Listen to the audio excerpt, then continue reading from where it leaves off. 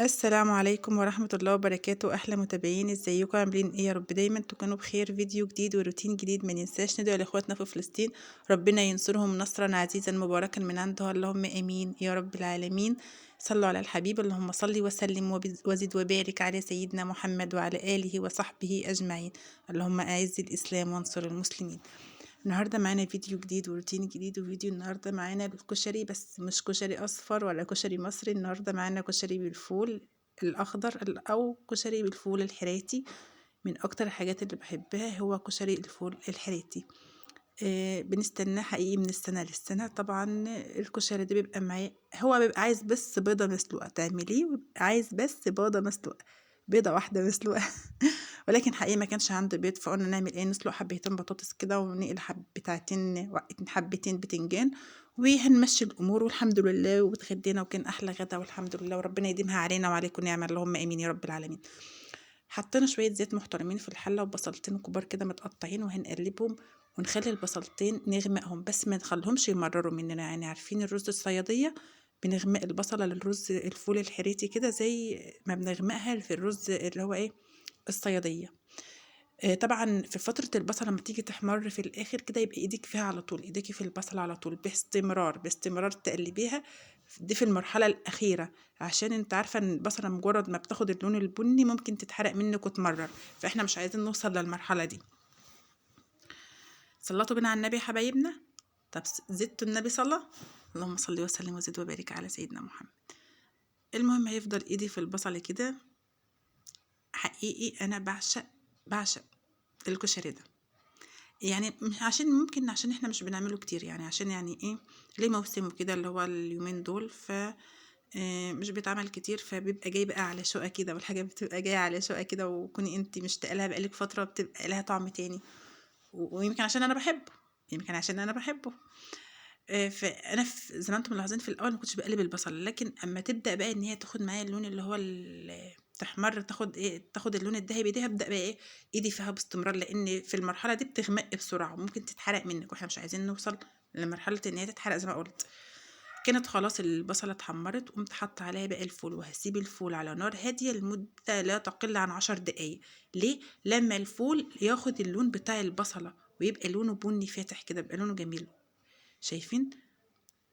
هنا كانت البطاطس اتسلقت وقشرتها وخلاص، وقمت حاطه ميه هنا بعد ما سبته 10 دقايق.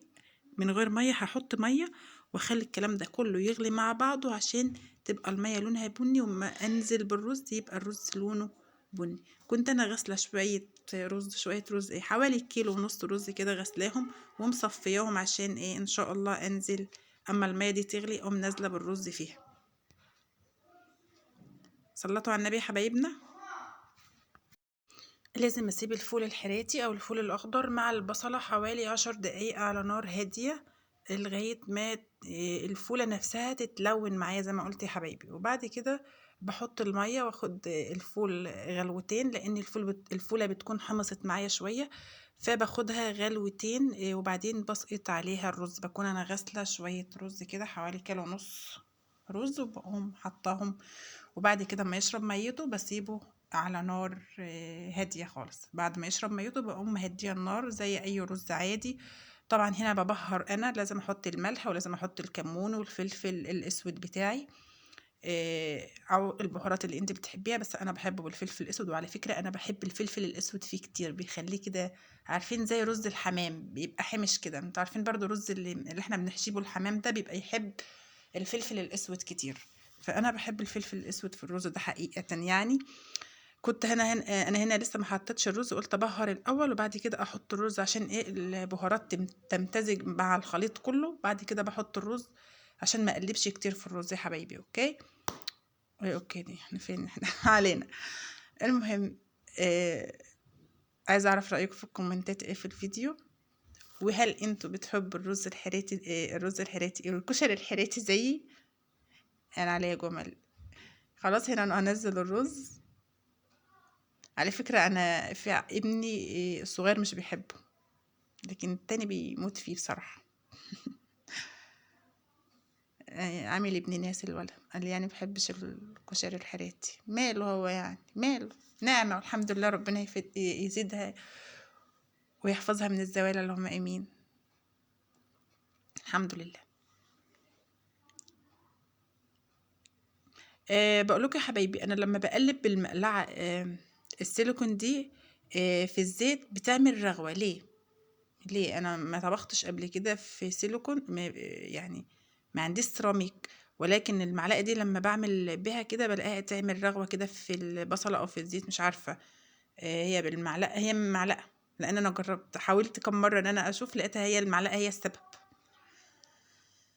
فالمهم كنت انا خلصت بقى، قلت ازود شويه ميه، بحط نسبه الرز، كل واحده عارفه رزها بياخد ميه قد ايه. انا الرز بتاعي مش بياخد ميه كتير، خلي بالكم ان الرز معايا كتير وانا ما نقعتوش، فالميه دي بتبقى حسب انت نقعت الرز في ميه قبل كده قد ايه، ورزك في رز بياخد ميه وفي رز ما بياخدش ميه.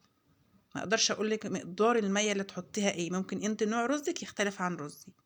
انا كان عندي رز السنه اللي فاتت كان بياخد ميه، لكن الرز السنه دي مش بياخد ميه، مش بياخد ميه كتير. هنا خلاص انا كنت حطيت الملح بقى. على فكره كميه الملح مش كبيره، خلي بالكم يعني، تبان ان هي كبيره بس مش كبيره، كانت مظبوطه جدا. لان انا ما حطيتش الكميه، بس دي الحله دي تاخد 3 معالق ملح، معلقه صغيره مش كبيره. هنا خلاص شايفين الغطا معايا، كان البخار اللي كان طالع من الفول الفتره اللي انا حطيته كمرت الفول مع البصل مزرق الغطا. خلاص كده بقى عيش حياتك على النار بقى، ونروح احنا نشوف هنعمل ايه. كنا انا حمرت البطاطس بقى وحمرت البتنجان، واشوفكم في فيديو جديد حبايبي. ايه رايكم؟ وده الشكل النهائي بتاع الرز معانا، وبطاطس وبتنجان ومخلل. والسلام عليكم ورحمه الله وبركاته.